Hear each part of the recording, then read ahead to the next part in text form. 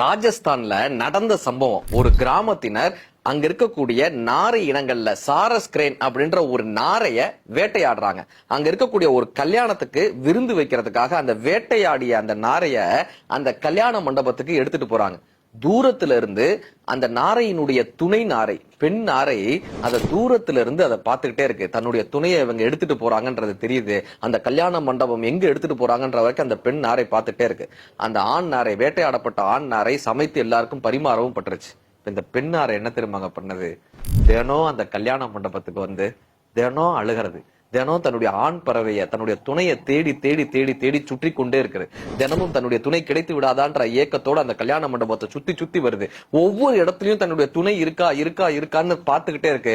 ஒவ்வொரு நாளாக தன்னுடைய துணையை தேடி தேடி தேடி தேடி 10 நாளில் தன் துணையோடு சேர முடியாதுன்னு தெரிந்த பின்பு அந்த பெண் நாரை அதே மண்டபத்திலேயே உயிரை விட்டுருது சார். அந்த பெண் நாரையும் அங்கேயே இறந்து போகுது. இது தெரிந்த ராஜஸ்தான் அரசாங்கம் இனிமேல் அந்த சாரஸ் கிரேன் என்கிற அந்த நாரை இனத்தை யாரும் வேட்டையாடக்கூடாது என்று சட்டம் பிறப்பித்தார்களா?